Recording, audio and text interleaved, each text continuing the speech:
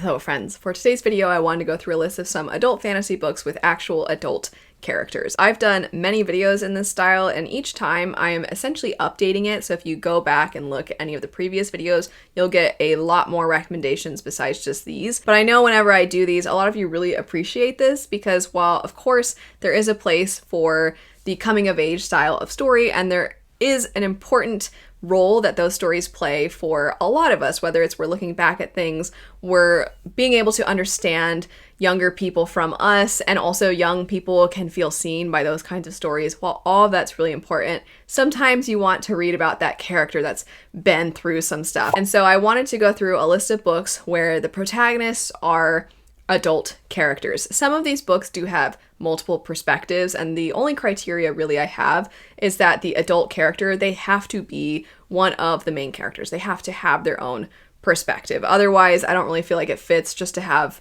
some character that exists in the story. You need to actually be able to sit with the character, be in their head, go alongside them as they go about their lives. And also, while all these are fantasy, they do have different subgenres for each of these. So that way, hopefully, no matter what, there will be something on this list that sounds appealing to all of you. If you are interested in any of these, I will have them linked, but without further ado, let's go ahead and jump into it. The first one on the list, I did say when I brought this up recently that you're going to hear a lot about this book because I thought it was fantastic. It is extremely underhyped.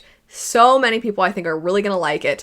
And when I brought it up, I even said, just know this is a pretty adult book. There's some pretty heavy topics in this, and they're topics that I think are more so pertaining to the experiences of adults. And that book would be The Legacy of Brightwash. A lot of you know I recommend books whether they work for me or not, but usually when I say that and I give that qualification, it's because maybe something didn't work for me. With this one, I'm letting you know that I really liked this one, but I'm not only recommending it because I liked it. I just genuinely feel like it represents the topic of today, but also I think so many people would get so much out of this. Your main character in this story is somebody who has a son.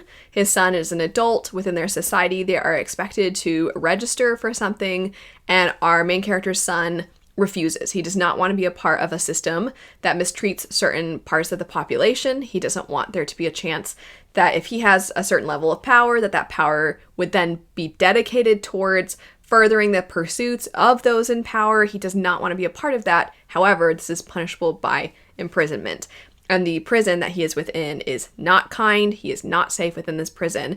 And circumstances, the way they're set up, our main character is actually somebody who is basically an enforcer of the very institution that his son is pushing back against. And you are seeing this character wrestle with this. He has this very tumultuous relationship with his son. He loves him. He wants to keep him safe, but he also respects him and admires his dedication to his principles. And you immediately are heartbroken over the dynamic between these characters. You also are immediately wondering, how does the main character continue to have this be the role that he plays? Why does he have this job? Why does he do this? And then as the story progresses, you see more and more about him. You see that he is a veteran. You're seeing the way that poverty pushed him toward a certain thing, or how propaganda was fed to him and poverty did not allow for him to have all of the information at his disposal to make an educated decision about the path that he was going on. He had a son very young.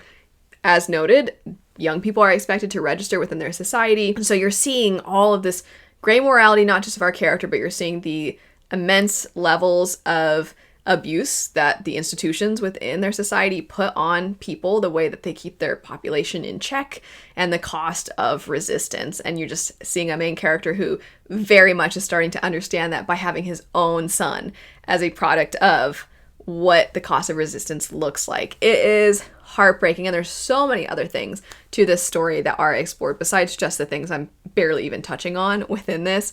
I also am not really getting too much into, well, what's the plot of the book? Is the plot of the book that his son is imprisoned? Not quite. I mean, there's a lot of pieces to this story. It plays out where it seems like a lot of these pieces are scattered, and then seeing how everything comes together is fantastic. And at the beginning of the story, because he is somewhat of an enforcer, almost like a detective, he stumbles upon a dead body of a very young child, and he's trying to get to the root of where this child's body came from and what happened to them. And it seems like perhaps there is some connection to this child and the very prison that his own son is within. Very much switching gears because that story is quite heavy. This next one is quite sweet, and that would be A Witch's Guide to Magical Innkeeping. This is a cozy fantasy story with a romantic subplot, so very much it's about all the cozy feelings. However, I do think that this story emphasizes something within its themes that a lot of people can really connect with. One of them is represented really well through one of the characters in the story, who is someone who is basically his younger sister's guardian. And it is really looking at what happens when what works best for you is not really what society has deemed the perfect life, or where you should be in your life and how you should be living your life. And it seems simple. I think most of us very easily can be like, oh, well, you don't have to follow the path that most people follow. Whatever works for you, you should do that. And that's so much easier said than done. I think taking the path less pursued is actually a much harder thing, because there's usually outside pressures, whether it be through your job or your parents or your friends. There's usually a lot of pressures to fall into line and to live in a certain way that ultimately doesn't make you happy, doesn't make the people in your life that you are caring for, it doesn't work best for them. And so you're having a character wrestle with that. You also have another character that they have a life that is fairly comfortable, but there is something that is important to them that they don't have. And they're wrestling with this feeling of, I know that I have a lot to be thankful for, but I can't help but miss this other thing that I love. And a lot of people have faced, even though specifically in this story it has to do with magic, and that's obviously not something any of us can connect with. But with this character, I think it speaks to a broader feeling that a lot of individuals will experience at some point in their life, which is, I'm grateful for what I have, but I also still kind of miss this other thing. And whether that other thing is, maybe you really enjoyed, kind of similar to the side character I mentioned a second ago, whether you enjoyed living in a rural area instead of a city, or you liked living in a city instead of a rural area, or maybe you want to go back to school even though everything is comfortable, and taking that leap and doing something that is ultimately good for you, and also confronting the trauma that has led to this point and why you feel so much unrest. That's something I think a lot of people wrestle with. And I think it worked well in this story because it is contemporary fantasy. Not, of course, that epic fantasy can't do these things or high fantasy can't do these things, but something that contemporary fantasy does very well and contemporary cozy fantasy does really well is that it allows for these more very specific feelings that a lot of us can connect with on a day-to-day basis, allows for that to be the aspects of the themes that shine within the stories. And I think that the story did it really, really well. All right, so a bit ago I was saying with Legacy of Brightwash, I recommend books whether they work for me or not, and that one just happens to really work for me, but that's not the only reason I'm recommending it. This next one didn't quite work for me, but I really liked the themes in this story. So the book would be Isles of the Emberdark by Brandon Sanderson. I do like some other Sanderson books a lot. I love some of his other works, but this one was a little bit of a miss. However, I still think that what the main character is experiencing is something everybody at some point experiences in their life, which is that something that you are really good at, something that you love, something you've dedicated so much time and sweat and tears into. At some point, that thing might become obsolete, and then you feel, in turn, obsolete. So our main character is somebody who had this great awareness of this certain area, but the world is modernizing and things are changing very, very rapidly, and he doesn't really know how he fits in with society anymore. He feels very alone. He feels isolated. He feels like he doesn't know how to connect with other people, especially because the thing that he was really good at was pretty solitary, and it was valued before because it wasn't really something anybody else knew how to do or how to function within this. But now modernity and technology is eliminating his whole profession, his whole area of expertise. And not that this is exactly the same, but I think for a lot of people, the fact that AI is taking over a lot of people's jobs, that's a very present and real experience that a lot of people have right now. But it doesn't just have to be that. There have been so many things over the course of many people's lives where they're really good at something, and then now it feels like nobody values it, and thus nobody values you. So how do you find value in yourself when it feels like you don't know how to offer that to the world? But then you have to reflect on, are you only valuable based off of what other people deem valuable? There's this whole kind of back and forth, and then recognizing that you matter just as a person, and maybe some of those skills also are not actually as obsolete as you may think. So that's one of the themes. There are many other themes within this, but because the focus today would be fantasy with adult characters, I do want to focus just primarily on the themes that feel specific to that. But I do think that this story explores a lot more than just that one individual's situation. After that, a book that I am on repeat talking about, I'm actually not that sorry because this is incredibly underhyped and it is an incredible book. And that would be Talon Sister by Jen Williams. I mean, I still am kind of sorry because I'm repeating myself. After I read the Winnowing Flame trilogy, the same thing happened where I just constantly was recommending it, and it felt like every video. And since having picked up her next duology, which would be the Talon duology, since having picked this up, I feel like every other video I'm somehow talking about this, but it was incredible. But there are multiple perspectives in this story, and multiple perspectives are adults. So you have one character who was basically used as a soldier, and she now is the one that people direct their anger toward because she was a soldier for an empire that conquered a lot of people, and they were bestowing their blessings upon everyone else. Whether or not those other people wanted these so-called blessings didn't really matter to the empire, and our character was just a soldier of the empire, so she was valued at the time. However, now that the wars are over, people look at her with disgust. People hate her. They're directing all of their hatred at individuals instead of at the greater empire. And you understand because she was somebody who was used as a weapon, and she readily used her position. She didn't necessarily oppose it. She could have left. She didn't. So it's not that everybody's wrong to direct their anger at her. It's just that she is the face of it for a lot of people.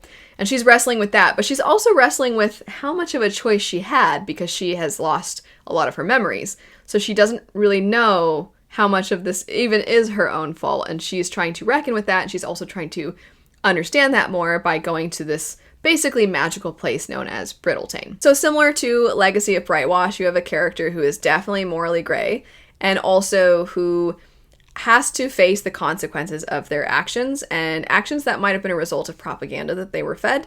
So that is present within this too, and as sad as it is, nobody wants to admit that they have the ability to relate to that, but many of us do. Many of us were told certain things, we heard certain things over and over and over again, and we believed it. And for some of us, we didn't really reflect on that and question that until later in life than we would have liked. And I think that's a really important thing in having books that talk about adult characters, because when we have younger characters, I think naturally that kind of facilitates you're growing up and then you're exposed to the world and you're realizing like, oh, that's not what I was told when I was younger. But also it's almost like a more immediate like, now that I see, I'm made aware. And it's an easier shift when you're looking at characters who were adults who did buy into it into their adulthood. And it's not until later that they're like, what have I done? I do think that that is a very difficult type of story to explore, but also a really important one because it does help in turn invite us to kind of do that reflection also. That's not the only character that's an adult in this. You have others as well.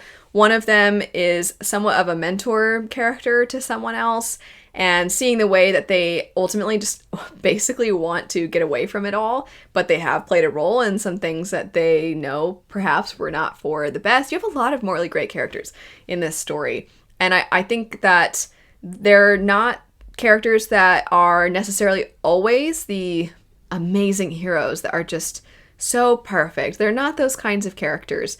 And I don't want to go as far as to say because of that you like them more, because that's not necessarily true at all. But there is, of course, that back and forth for a lot of us. Sometimes we want to read the characters that are the stereotypical hero characters. And then sometimes you want to read from these sorts of perspectives, as noted, because it invites you to do your own level of introspection. I definitely think the Talon duology has a lot of that. And then last for today, we have a contemporary fantasy thriller horror book. You could kind of categorize this in a lot of ways, and that would be Snake Eater. In a similar way to A Witch's Guide to Magical Innkeeping, I think Snake Eater's stakes are much more personal to the character. So there are weird things happening, and in typical T. Kingfisher fashion, there's also a decent amount of humor and quirkiness and eccentricities to the story, but you ultimately follow this woman who moves out to this tiny desert town in an effort to escape her life. And as you read through the story, part of what that life entailed was a significant other. And the significant other was not overtly terrible, but they still were in many ways controlling her entire life, controlling her, stifling her. They had their thumb on her and it felt like every way. And she just didn't know how to get away from that. And she knew the more she was around that person, the harder it would be. So she's kind of starting completely over. And I feel like the horror elements in the story, the point is not to just be like, look how creepy and weird this is, but it's also to show that this character feels like they are able to face these weird, creepy things better than they're able to face a relationship with someone who is so controlling.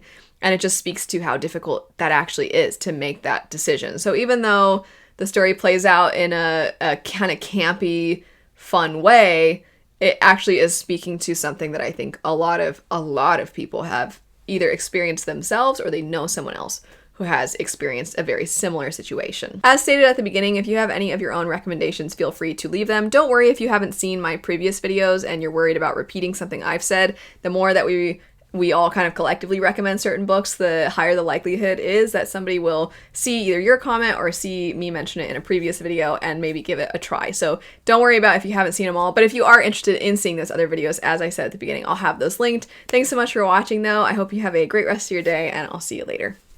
Bye.